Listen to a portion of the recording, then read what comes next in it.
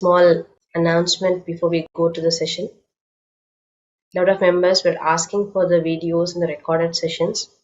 So every day for this whole of the 21 days, we will be joining in the session through the same Zoom link. And this video is also being telecasted live on the Pyramid Valley YouTube channel. So feel free to go and access, and you can listen to the wisdom again and also meditate. As informed, we also have the 21 days self-transformation season 1 videos also available. So whenever you're free, if you haven't attended, please go through those wisdom videos, and it will be much more helpful for you to continue for the season 2. Thank you. So let us invite our master, Pradeep. Thank you, Shalini. Namaste, everyone. A very happy morning. So I hope yesterday you did a sincere experiment of mindfulness and silence, if not for the full day, at least for a few hours. So today we will do the integration. Integration means we will share our experiences and we will try to learn from our experiences. Shalini, can you take off the sharing? So now we have got into a stage where we are practicing meditation, deep meditation, mindfulness, and silence. Whoever wants to share their experiences, when I say experiences, that means what they noticed, what they observed about themselves in this process, and what are the challenges they faced, and what attempts they made to overcome it. If they have any questions, if they are stuck somewhere, so we'll discuss about it. So today is integration, and tomorrow we'll finish off these questions. We integrate every single bit of our understanding. We will fine-tune our understanding of so far whatever we have discussed. And then we go for tomorrow into a new topic. Valsala Nair. Namaste, madam. Sir, I am sincerely doing this, but for the past 2 or 3 days, I am feeling a lot of tingling sensation on my legs, in both the legs. It started with the left leg first, and then it is happening in both the legs for the 3 or 4 days. After half an hour, it starts, and it goes to such an extent that it is disturbing me, like I am unable to be with my breath for a long time. I don't know how to overcome this. And one more small thing connected with the same. When I cross my legs, my right foot is on the ground, whereas the left foot is slightly tilted. And I get some tingling sensation in the center of the left foot. I don't know whether I'm absorbing energy or losing. Kindly guide me, sir. Okay, where are you from, madam? I am from Trivandrum, Kerala, sir. Okay, fine.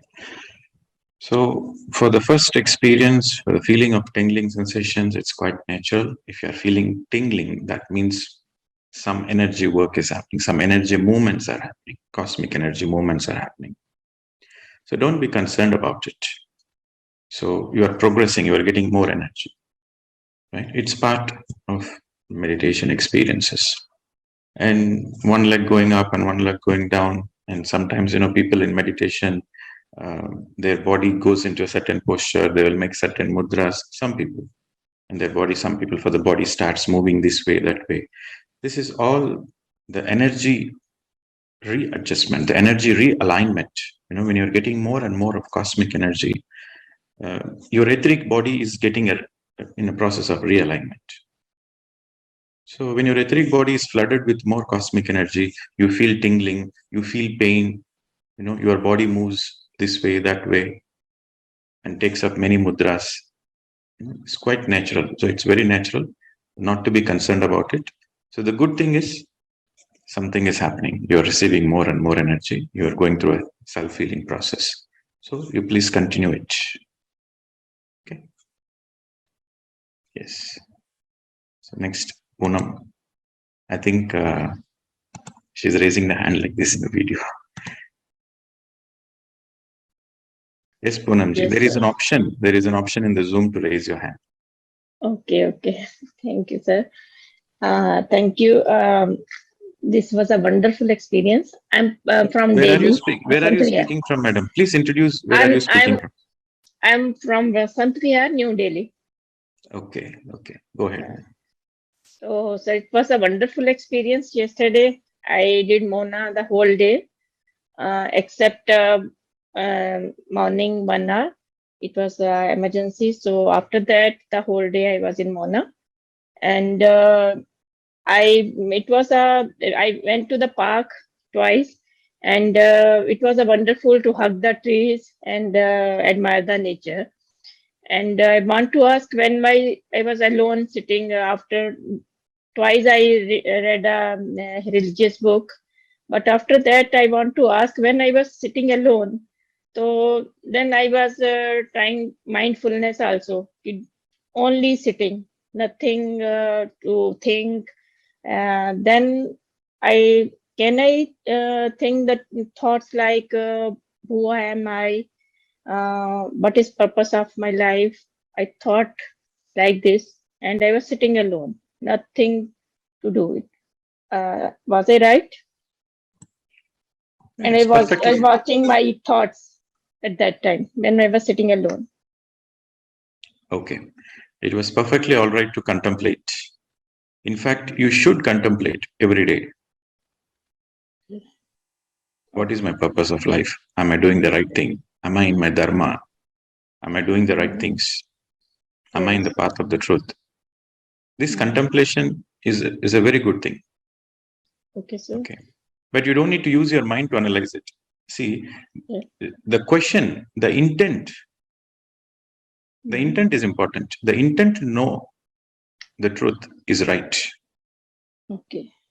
But you cannot get the answers by analyzing. You cannot get the answers by thinking. You cannot get the answers using the mind. Only when you empty the mind, you realize the answers. You don't get the answers, you realize the answers because the answers are already there with you. Yes, sir. So that's why we call it as a realization. Yes. But that kind of questioning is correct. So whenever you go through that kind of questioning, you simply close your eyes and surrender to the breath. Then there is a possibility of certain understanding. You may not understand everything, but little bit you'll understand. Sir मैंने 2-3 बार कल meditation तो किया, but when I was sitting alone तो उस समय समझ नहीं आ रहा था कि जस्ट टू सिट और what to do. I was just sitting. I should close my eyes or just I was not closing my eyes. I was just sitting. So it was right. Okay. So when you close the eyes with awareness on the breath, it is called meditation. Yeah. When you open the eyes with awareness, it is called mindfulness. Yes. Okay. Closing the eyes with the same awareness is meditation. Open eyes, the same awareness is mindfulness. Yeah. Okay. So when your eyes are open, you should open your eyes only when there is something beautiful to watch. Okay. Okay. For example, you are in the nature. You should enjoy the beauty of the nature. Or when you see small children playing, you enjoy the beauty. You enjoy the playfulness of the child. So you open the eyes. Now, for example, you are traveling in a public transport, crowded, nothing to see much. So close the eyes. Okay. So we lose a lot of energy through our eyes. When you see beautiful things, then you gain energy. But when there is no much nature around, then it is better to close the eyes so that you conserve the energy. Okay. So if Okay, I'm sitting so in my room, so I should close my eyes. Just if sitting. naturally, if you're simply sitting, then immediately close your eyes. Okay. But if you're doing something, then mindfulness. If you are watching something, for example, there is a sunrise, there is a sunset, there is nature, you're watching some birds, you're watching some animals, then you are in watchfulness. You are mindfully watching. You are witnessing the beauty. Yes, I enjoyed Pradeep, ma'am? yesterday. Yes, yes, sir. Thank you. Yes. Suma Rao. You should be on the, you should unmute. Suma Rao, please be on the video. Yes, sir. Yeah. Good morning. Introduce where you are from. I'm from Hyderabad. Yes.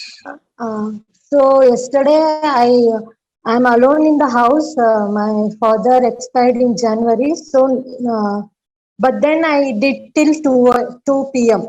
I could be in Mauna till 2 p.m. because later on there was some emergency which I had to attend. But what I felt was I didn't get any thought there. I was getting music in my mind.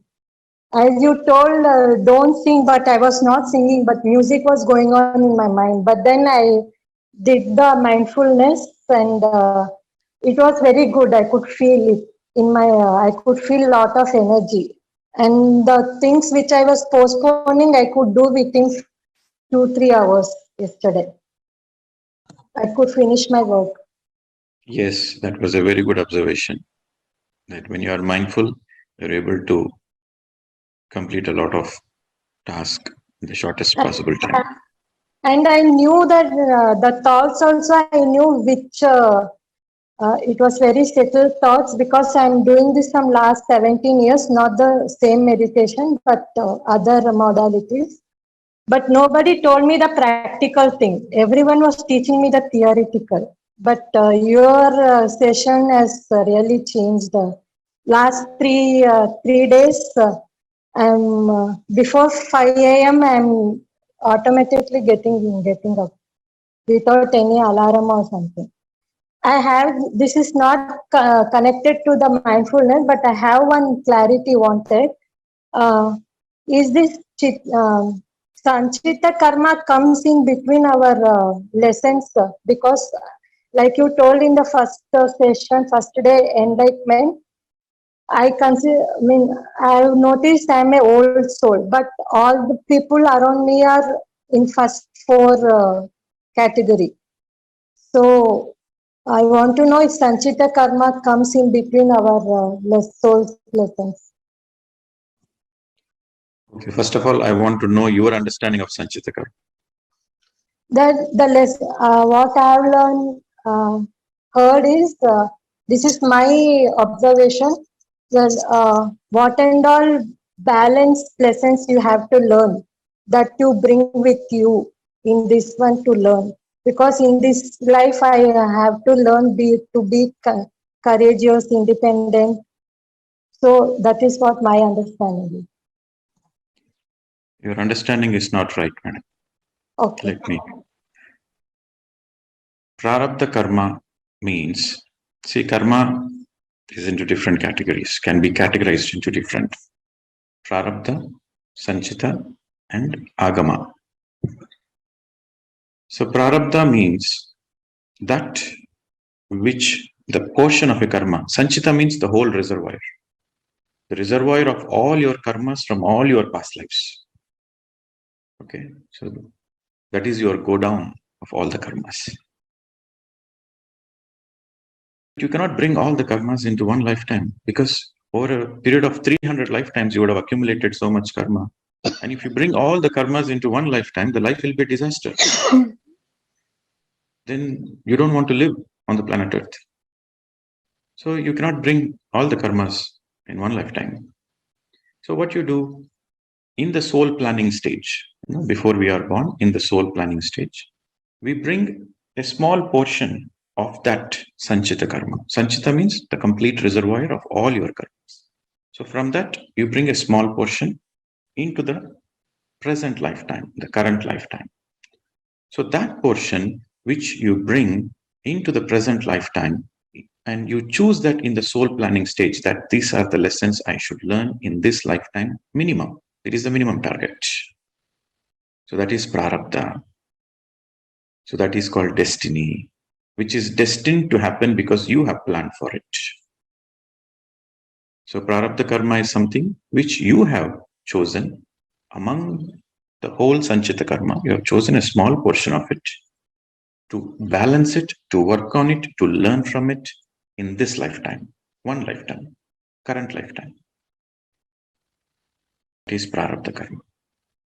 And in the soul planning stage only, as part of the prarabdha, you choose your family members. You choose which family to be born. You know perfectly well your parents are not old soul. You know perfectly well your parents are young soul or a baby soul. But you choose because there are some lessons to learn. In that environment, in that family atmosphere, there are some lessons to learn for the soul. And also there is certain karmic balances to be settled. Karmic accounts has to be settled.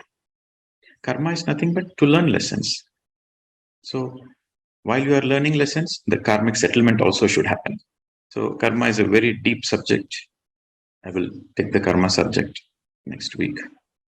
I mean, the coming days, I will take the karma subject. But for your today's question, everything is planned by the soul as part of prarabdha. And now once you do intense meditation and your awareness increases, you practice mindfulness, your awareness increases to greater heights. With this greater awareness, you quickly learn all the lessons. Greater degree of awareness, you identify your pitfalls, you identify your drawbacks, you identify where exactly you are going wrong. So you correct yourself, you quickly learn the lessons. There is no reaction. There is only, you are responding to the situation. So what happens? Whatever you have planned, for example, you planned that, okay, I'm in this lifetime, I'm going to live for 80 years. And in this 80 years, these are the lessons I'm going to learn. So that is prarabdha. And now you have come into the path of meditation. You have come into mindfulness. You are practicing silence and you are doing a lot of seva. So your spiritual progress hastens, speeds up. So what happens? Whatever you planned for 80 years, you will finish it off probably in 40 years or 30 years. So that means your prarabdha is finished. Half the way. You still have a lot of time. So what you do? Automatically, it's an automatic process. Automatically, you bring in more karma from the sanchita and start learning the lessons. Okay. So for the normal people, they are stuck with prarabdha. They are stuck with destiny. But for spiritual people, for meditators, then they finish off all the lessons quickly and they bring in from the sanchita. They use their free will. Yes, I want to learn more lessons. They bring in from the sanchita. That's why you notice when you get into the path of meditation, your challenges increase. Sometimes the old souls say, I don't know why the lessons, why the challenges are increasing day by day. Before I was doing meditation, I had challenges. But after coming into meditation, I'm getting more and more challenges. It is because you are quickly finishing all the lessons and you are getting from the sanchita. So you are learning more lessons. That is bonus points. Are you clear? Thank you. Yeah, I'm clear. That's what the challenges when I finished, behind the other challenges has come. But Yeah, I was old will be finished. Old challenges will be finished because you learned the lesson. Once you learn the lesson, you don't need to repeat. So now old will be finished, but the new will come. Yeah, that's the same case with me. Yeah. So whenever you are going through a new challenge, you understand, okay, I'm getting to learn new lessons. Wow, how better. Good. Yeah, now I'm aware of that. I'm with awareness, I'm facing my challenges. Yes, wonderful. Okay. Thank you. Pradeep ji, namaste. Yes, I'm madam. Mona from Malaysia. Okay, first let me share the experience of silence. Of course, I attended the season 1, and after that, I was not successful to. I mean, I wasn't able to observe silence. I wasn't motivated. But yesterday, I was really motivated. So from morning till till night, I was able to observe the silence. But what I noted in silence is that a lot of thoughts, a lot of thoughts were coming, and I was aware of the thoughts, and I was able to be mindful about it and bring my attention back to the breath. but somehow certain part, I think I unconsciously was thinking, because I know that, I was not, because when you're consciously bringing your your attention to your breath, you're aware. So sometimes I was thinking that I was not aware, and it was just like off and on kind of thing. So overall, I feel that I was making an effort, really making an effort to bring my thoughts back to the breath. And that's one. And then I was, I think you were mentioning about tuning out. This conversation was taking place. I was in the kitchen. My husband was talking to my sons, and my ears. I was listening. I was cooking, and yet I didn't want to hear. But somehow, I was listening to the conversation, and that was a little setback there. But what happened is that some of the thoughts that I had was very compulsive thoughts, and I feel like, why am I having these thoughts? It's like keep repeating. And then when I was doing my meditation yesterday, yesterday I was able to do a lot of things, really a lot of things, cleaning, exercising. I did a lot, and also meditation I was able to do for about 2 hours. During the meditation, the thoughts were coming, the particular compulsive thoughts were just arising. And then suddenly another thought came in to say that it's okay to have these thoughts. It's all right, no need to be guilty about it, or just accept it. So overall, that's about it. And I have like a question on journaling. You mentioned about journaling, writing your thoughts, your feelings, everything down. So these thoughts that were there in my mind, okay, the whole day. So what I did, I wrote it down.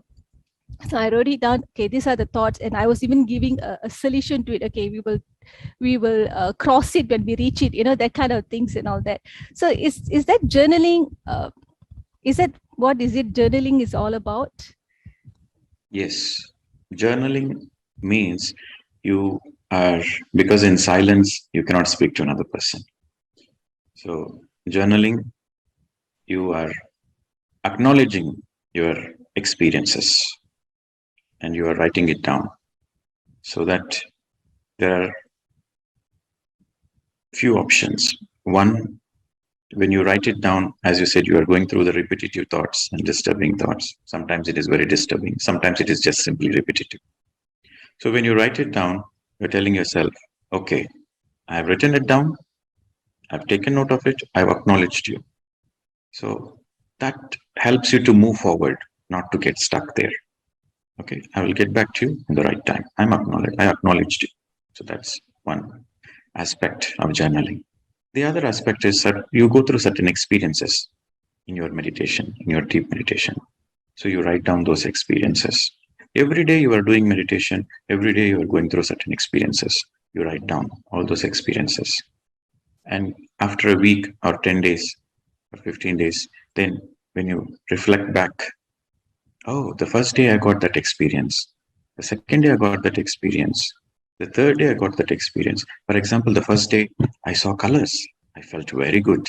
So that's what you write in the journal. The second day, oh, I saw beautiful birds, angelic birds. It was very nice. Thank you. And then you are writing down every experience. When you write down the experience, you are not only writing down what you saw, and you write what you felt going through that experience. That is journaling.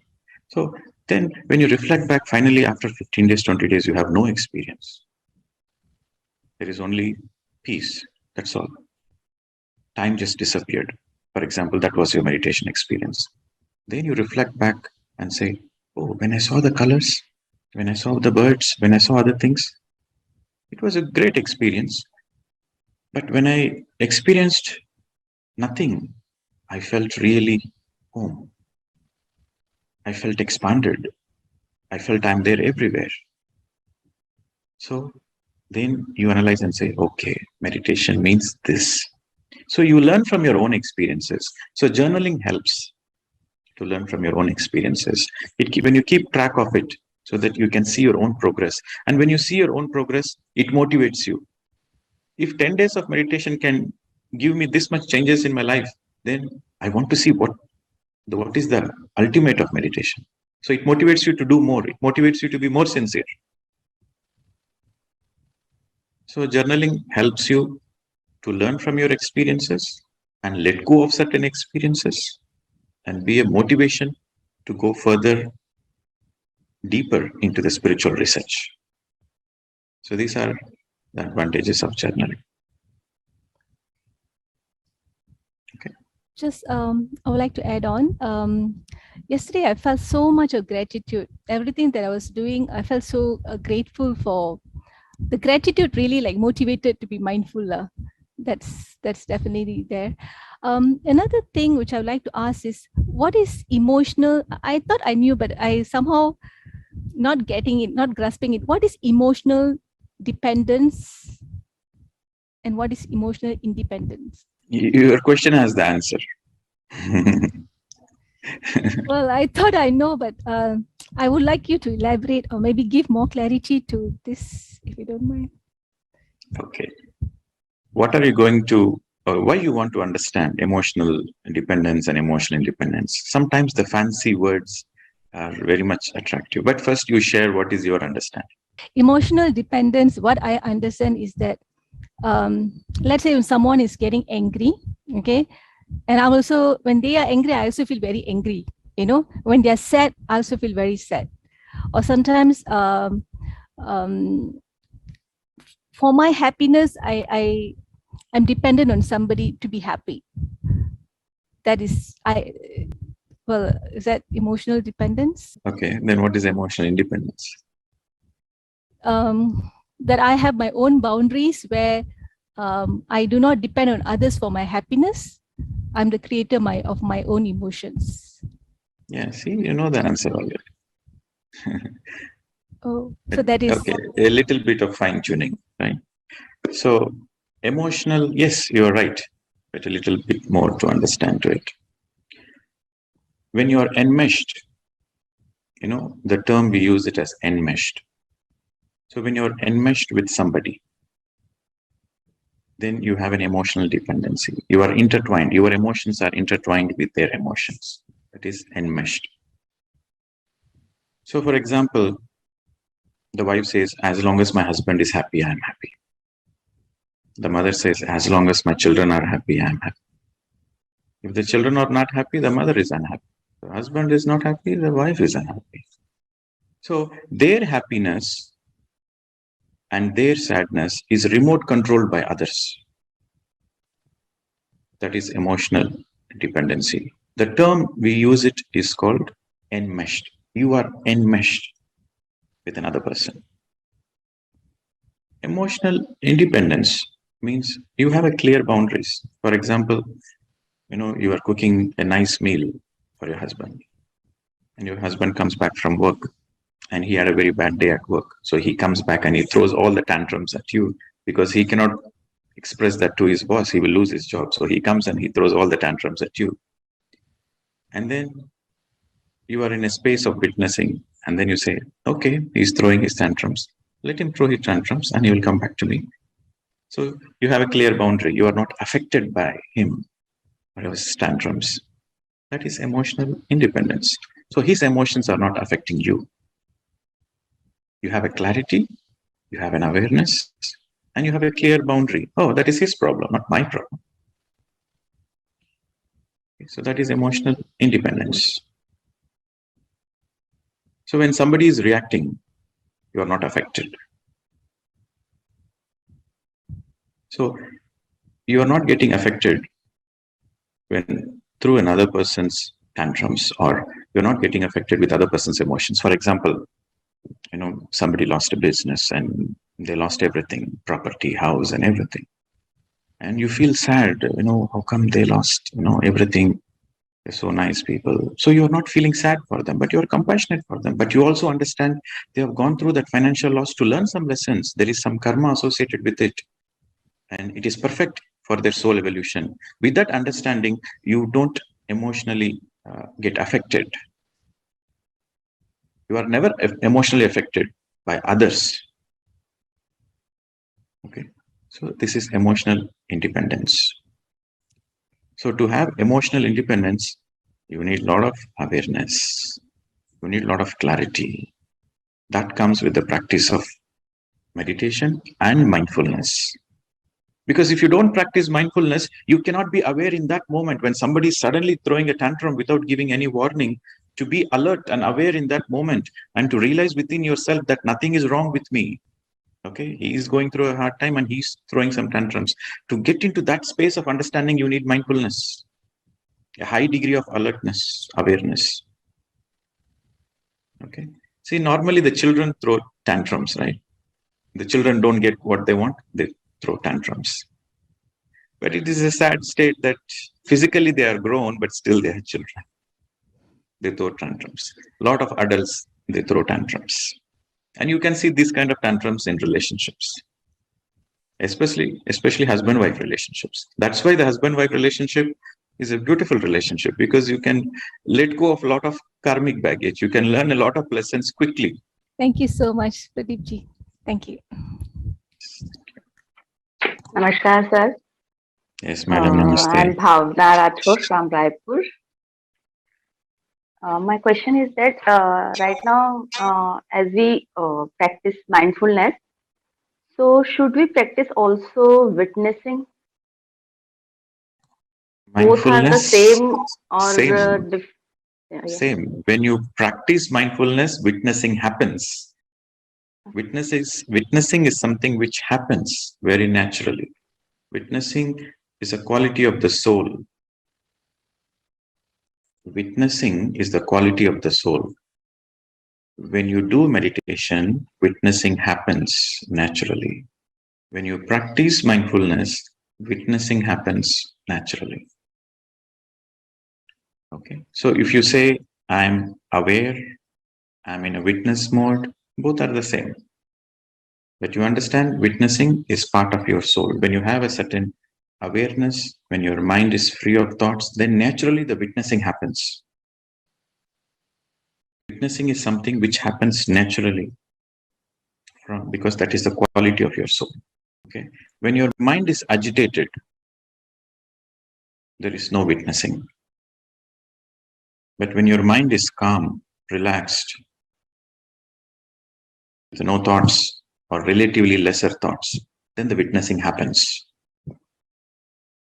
So the quality of your witness is directly proportional to the number of thoughts you have. The lesser the thoughts, the greater the witness. All right. Yeah. Okay. Good morning, sir. Sir, I have been always, asking this to me, or if I get the chance to speak to some of the You are not mentors. mindful, madam. You are not mindful. First, you have to introduce yourself. Yes. I'm Shakahara Jagath from Ahmedabad, Gujarat.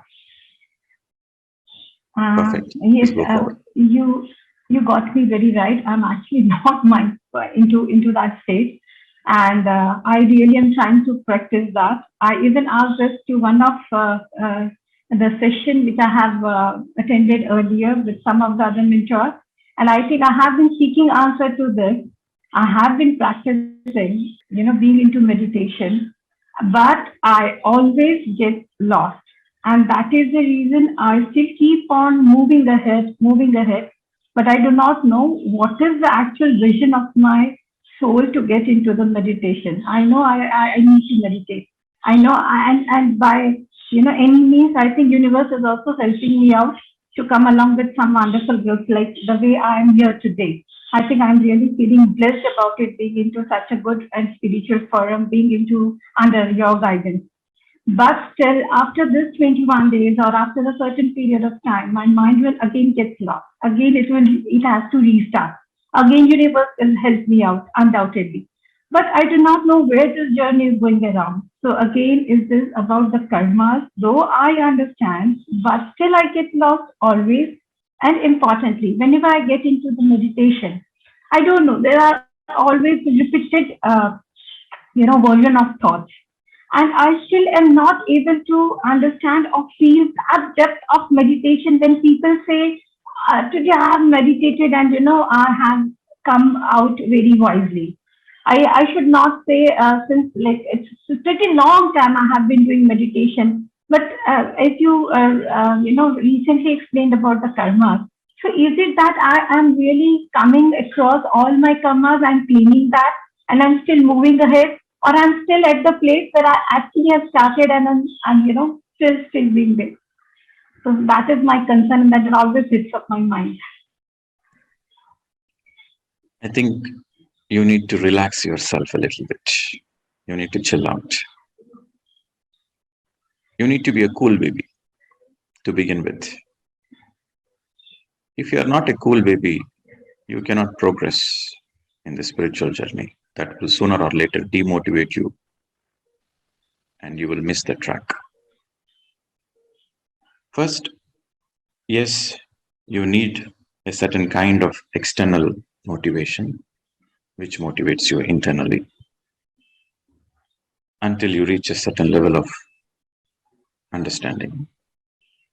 After that, you are on your own. You are self-motivated. Yes, in the beginning, you need some support. But the beginning, what kind of support you are taking from the beginning, that matters. If the support you are receiving is empowering you, is making you independent, then you will be on your own. Then there won't be any dependency. There won't be any external dependency. And it feels like that in the beginning. I'm doing meditation for so many months. I'm doing meditation for so many years, and I'm practicing so many things. I attended so many workshops. Why am I going through this round and round again? You have to have patience. You have to have a lot of patience. Enlightenment journey is not in one lifetime. Right? It takes an average of 400 lifetimes. So you should have that much patience. Is the child born in one day? The child one day? It takes 9 months. And if you don't have the patience to go through the 9, then you cannot deliver a child. I want immediately the child right now. Why should I go through 9 months' time? The 9 months is needed. It's necessary so that the organs of the baby is formed very nicely, perfectly, slowly. The development is very slow. Always remember this point. Slow and steady wins the race. What is slow and steady means? You are slowing down yourself. You are steadying yourself, because this is a self-realization. This is not any achievements. This is not any external achievement. This is an internal realization. Slowing down yourself means you are closing down. You close your eyes and you sit in meditation. Nothing to do. Nowhere to go. What you're doing in meditation? You're doing nothing. The breath is already happening. And you don't do nothing. No mantra, no tantra, no yantra, no visualization, no guru, nothing. So you are simply slowing down yourself. You do nothing. When you do nothing, the breath happens naturally and you witness your breath. And witnessing is not done by you. It is happening naturally because witnessing is the quality of your soul. So you slow down yourself when you practice meditation. Sincere meditation, regular meditation, you slow down yourself. Every day you practice meditation, you are slowing down yourself. You practice mauna. When you practice silence, you slow down yourself. You conserve a lot of energy. You slow down. When you read books, you are steadying yourself. You get a lot of understanding. You get a lot of clarity. We saw that in the yamas and niyamas, swadhyaya. When you read other great masters, you study yourself. So you are studying yourself when you read spiritual books. When you listen to other senior meditators, when you listen to others' progress, others' experiences, others' transformation. When I say experiences, I didn't mean, they saw the stars, they saw the angels, they saw the colors. That is not experience. What they learned from that experience. When you listen to others learning from their experiences, you are steadying yourself. So slow and steady wins the race. So you have to practice meditation, you have to practice mindfulness, you have to practice silence, you have to read a lot of books, you have to listen to others' experiences and learn from that experiences. Then you are slowing down, you are steadying yourself. Then slow and steady wins the race. What is the race here? Realization, which happens very naturally. You slow down yourself, you steady yourself, the realization happens naturally. Your goal is not realization. Your goal is to slow down. Your goal is to steady.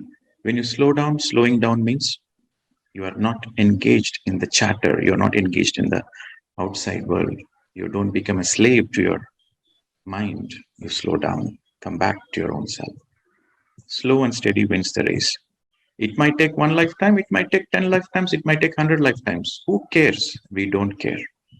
We just slow down and we steady ourselves, knowing that slow and steady eventually wins the race. The destination is not the point. The destination is not important. Everybody on the planet Earth will become enlightened one day, one lifetime. They have to become enlightened, or else they cannot exit the life cycle. Every student who goes to the school has to graduate. So every person who is born on the planet Earth has to get enlightened. The destination is not the point. The destination, we are least bothered about the destination, but the journey is important.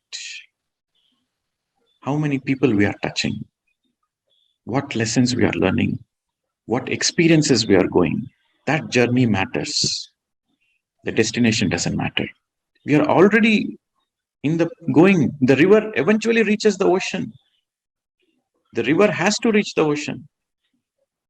Reaching the ocean is not the point. But how many people's life the river is touching? What kind of experience the river is going? The river is going through the mountains, through the forest.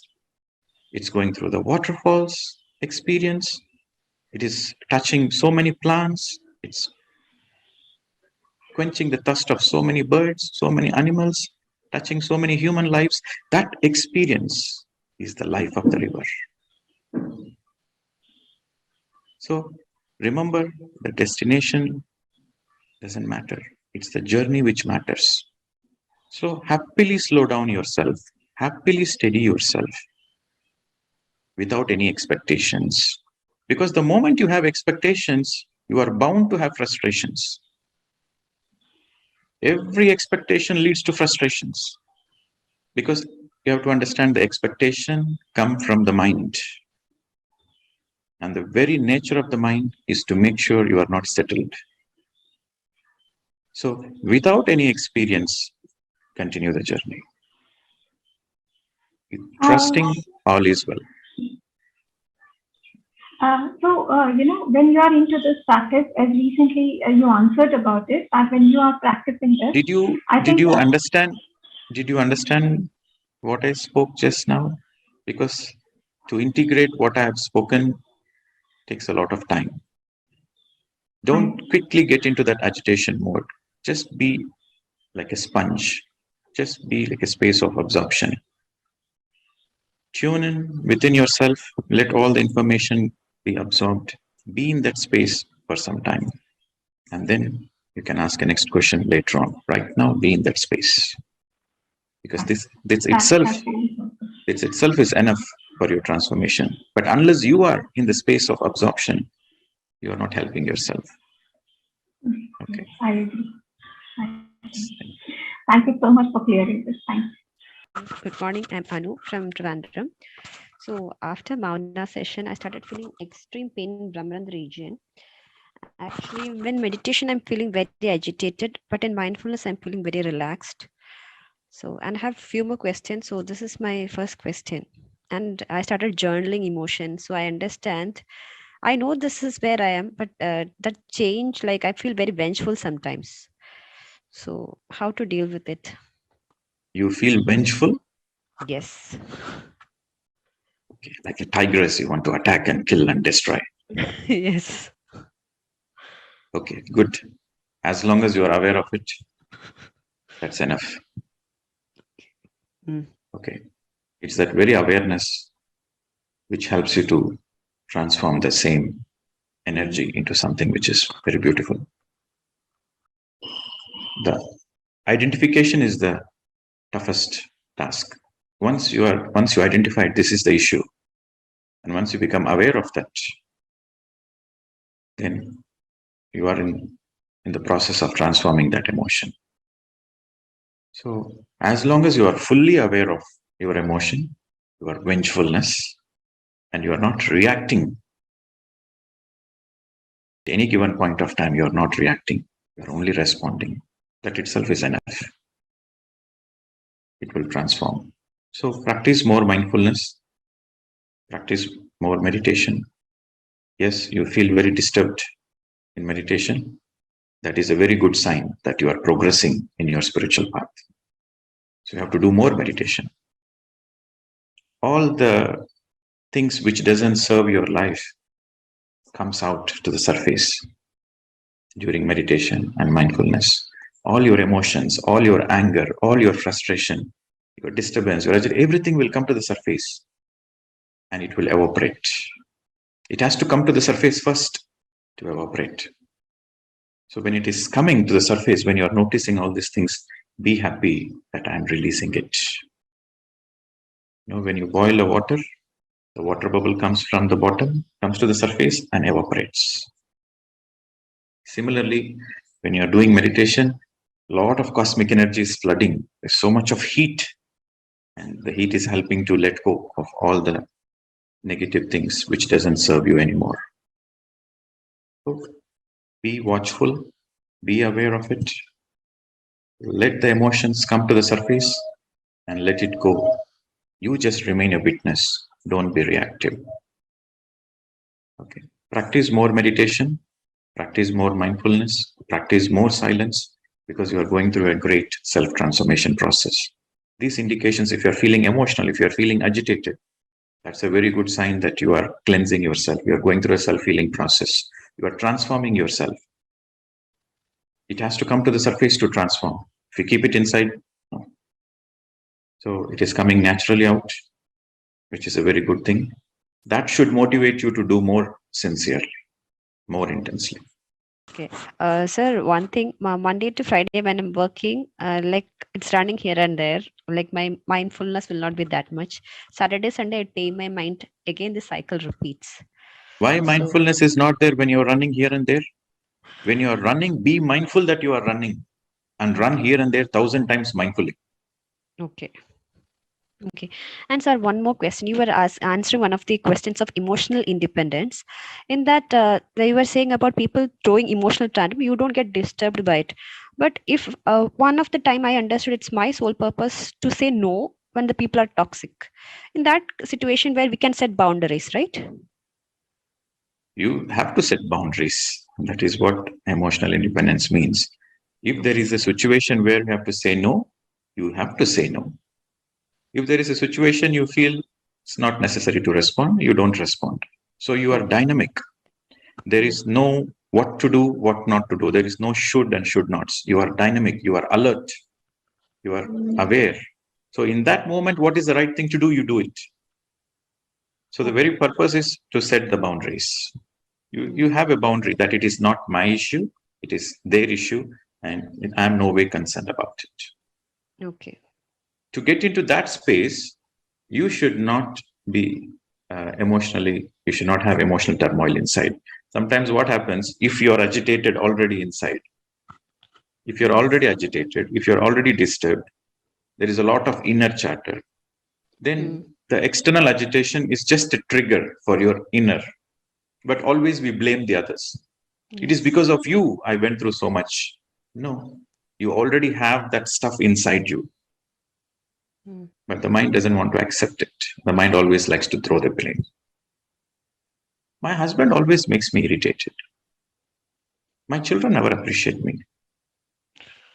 Always the blame, the pointer is outside, but when the root cause is inside. So, for example, if you don't have any agitation inside you, then how can anybody create agitation inside you? True. Yeah. So, if you are getting agitated, if somebody is emotionally impacting you, that means there is something you have to work on inwards, inside you.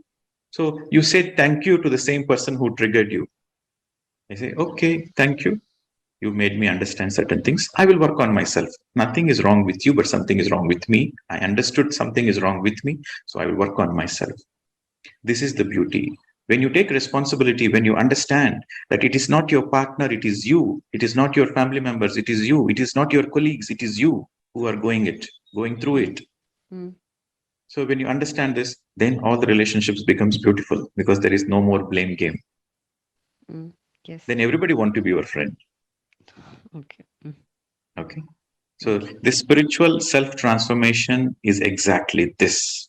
Self-realization, self-transformation exactly means you taking responsibility for your life. And you are transforming from within. So this is the meaning of self-transformation. You are in the perfect path. You have reached a perfect place. So go through it happily without any judgments. Okay. Be kind to yourself. While you are going through this process, it is important you be kind to yourself. Okay, you might say, how come everybody and anybody can trigger me? I'm working on this path. I attended so many classes. I attended so many retreats. I attended so many silence retreats, stillness retreats, self-transformation retreats. I spent a lot of time and efforts. How come anybody and everybody can still trigger me? I said, yes, you are clearing of hundreds of lifetimes of stuff. So be patient. Go through it happily. Be kind to yourself. Be kind to yourself that you are working on it. Be grateful to yourself that you are working on it. The moment you become aware of it, that itself means you are working on it. All right, friends. I think still we have more hands raised. So we are running out of time. Tomorrow, we will take all the remaining questions. Please write down your questions and you ask the questions tomorrow. Please be very precise, straight, simple, to the point when you're asking questions. So tomorrow, definitely, we will listen to more of your experiences in mindfulness and Mauna, your experiences of mindfulness and Mauna.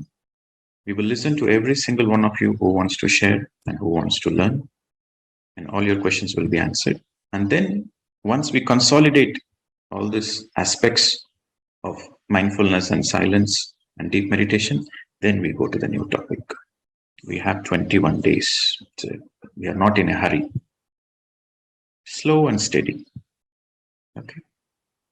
Thank you very much. We'll see you tomorrow. Namaste to all of you. Thank you, Pradeep.